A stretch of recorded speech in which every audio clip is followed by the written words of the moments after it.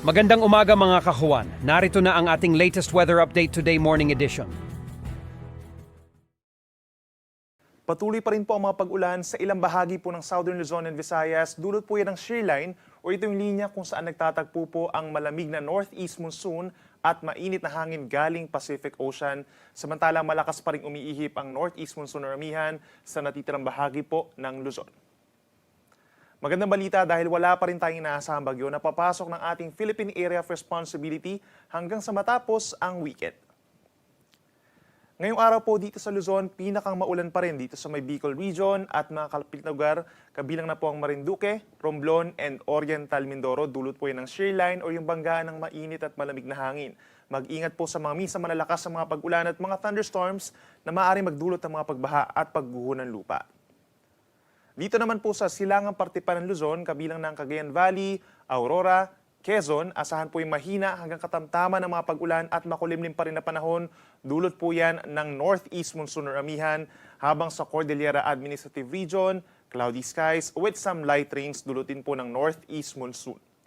Dito naman sa Ilocos Region, rest of Central Luzon, Metro Manila, rest of Calabarzon, and rest of Mimaropa, partly cloudy to cloudy skies pa rin po at makakaranas pa rin ng mga pulo-pulo at mahihinang ulan, dulot pa rin yan ng northeast monsoon.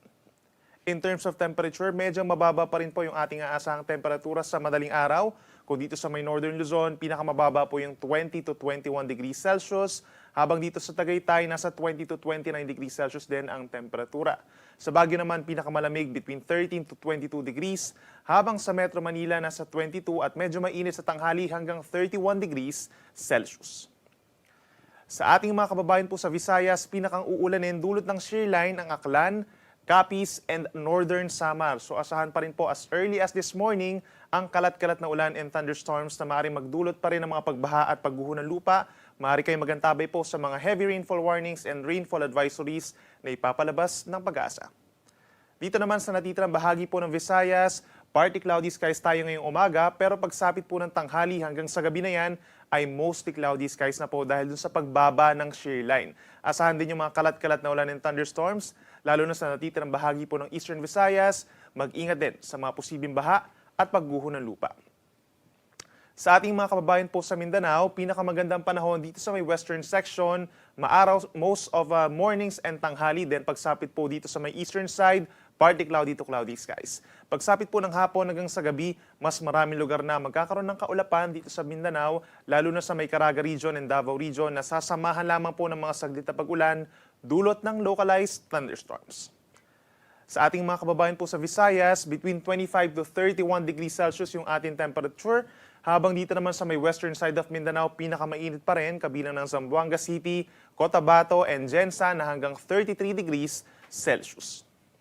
Sa ngayon po, dahil sa malakas na ihip ng amihan, meron din tayong matataas ang mga pag-alon sa Hilaga at Silangang Baybayin ng ating bansa. Hanggang 4.5 meters o nasa 1.5 palapag ng gusali ang posibleng maranasan dito po sa baybayin ng Ilocos Region at buong Cagayan Valley, pababa ng Aurora, Northern Quezon kabilang ang Polillo Islands, Calaguas Islands, Rapu-Rapu sa Albay, Northern and Eastern Catanduanes, pababa pa ng Eastern Coast of Sorsogon, Northern and Eastern portion of Northern Samar at Eastern Seaboards of Eastern Samar. So delikado pong pamalaot dyan, lalo na sa maliliit na sasakyang pandagat at yung ating mga kababayan na nangingisda. And in the coming days po, possible pa rin yung gale warning natin dito pa rin sa may Hilaga at Silangang Baybayin ng ating bansa, lalo na po dito sa may Eastern Visayas and Eastern Mindanao. Ang araw ay sisikat 6:25 ng umaga at lulubog 5:51 ng hapon.